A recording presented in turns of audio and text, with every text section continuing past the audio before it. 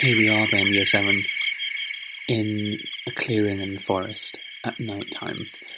I'm going to read a new extract today that is from Chapter 8.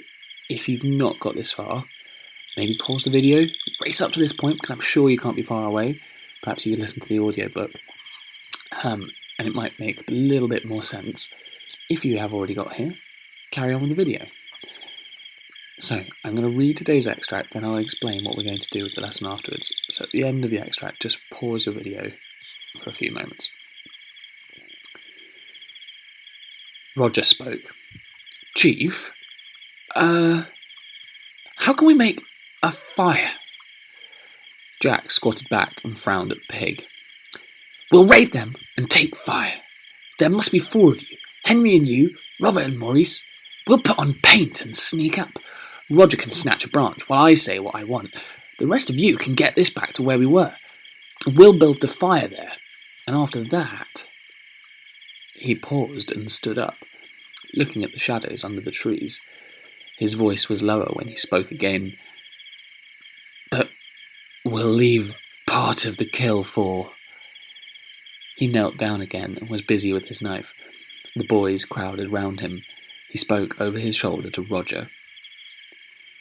Sharpen a stick at both ends.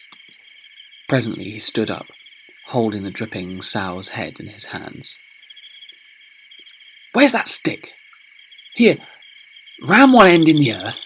Oh, it's a rock. Jam it in that crack. There.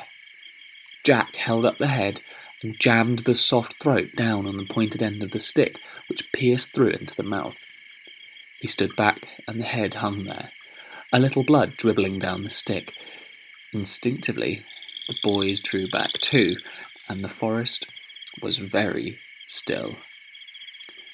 They listened, and the loudest noise was the buzzing of flies over the spilled guts. Jack spoke in a whisper. Pick up the pig. Maurice and Robert skewered the carcass, lifted the dead weight and stood ready. In the silence, and standing over the dry blood, they looked suddenly furtive. Jack spoke loudly. This head is for the beast. It's a gift. Their silence accepted the gift and awed them. The head remained there, dim-eyed, grinning faintly, blood blackening between the teeth. All at once, they were running away as fast as they could through the forest toward the open beach. Simon stayed where he was, a small brown image concealed by the leaves. Even if he shut his eyes, the sow's head still remained like an after-image. The half-shut eyes were dim with the infinite cynicism of adult life. They assured Simon that everything was a bad business. I know that. Simon discovered that he had spoken aloud. He opened his eyes quickly, and there was the head, grinning amusedly in the strange daylight, ignoring the flies, the spilled guts, even ignoring the indignity of being spiked on a stick. He looked away, licking his dry lips. A gift for the beast. Might not the beast come for it? The head, he thought, appeared to agree with him. Run away, said the head silently. Go back to the others. It was a joke, really. Why should you bother? You were just wrong, that's all. A little headache? Something you ate, perhaps? Go back, child, said the head silently. Simon looked up, feeling the weight of his wet hair, and gazed at the sky. Up there, for once, were clouds, great bulging towers that sprouted away over the island, grey and cream and copper-coloured. The clouds were sitting on the land. They squeezed, produced moment by moment this close, tormenting heat. Even the butterflies deserted the open space where the obscene thing grinned and dripped. Simon lowered his head, carefully keeping his eyes shut, then sheltered them with his hand. There were no shadows under the trees, but everywhere a pearly stillness, so that what was real seemed elusive and without definition. The pile of guts was a black blob of flies that buzzed like a saw. After a while, these flies found Simon. Gorged, they alighted by his runnels of sweat and drank. They tickled under his nostrils and played leapfrog on his thighs. They were black and iridescent green and without number. And in front of Simon, the Lord of the Flies hung on his stick and grinned. At last Simon gave up and looked back, saw the white teeth and dim eyes, the blood, and his gaze was held by that ancient, inescapable recognition. In Simon's right temple, a pulse began to beat on the brain. Okay, so now what I'm just going to explain is what you'll be doing with the rest of the lesson.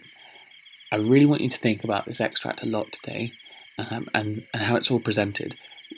On Monday or early next week, we'll be doing a piece of writing on the extract, but today we won't be annotating. That will come later. What I want you to do is really think about depicting the scene, think about understanding everything that's happening in it, and then tomorrow we'll start thinking about it in a bit more depth. In the first section, you've got the boys coming up with this plan, something to do with the pig. Think about the way that it's presented. Think about the quotes that you might want to pick out, because in a moment you will be doing some drawing. Oh yes, some drawing. And then it's split into the second section. I've numbered the lines down the side. The second section will need another drawing. So you're going to depict what happens in the extract, label it where you think appropriate using quotes. You can do a drawing in your book and then upload it as a picture. Remember, when you're working in a document like this, you can insert an image.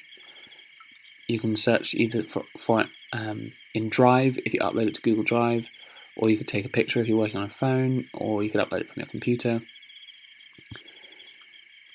Do a drawing of the first section of the extract, and think about what the key parts are that you want to pick out, and then label it with a number of quotes. I would say at least 2 quotes.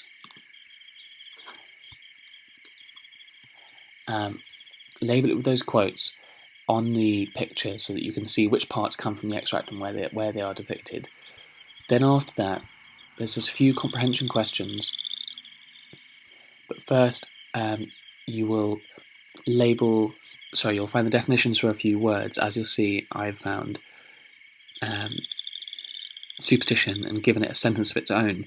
Partly this is helpful because I want you to be testing out these new words and not just Googling the definition. It's fine if you Google the definition, put it in here, but make sure that you're writing a little sentence down here as well. And then finally, there's a few questions I want you to answer in these boxes. They shouldn't take too long, but they'll help to check that you've really understood what's going on in the extract.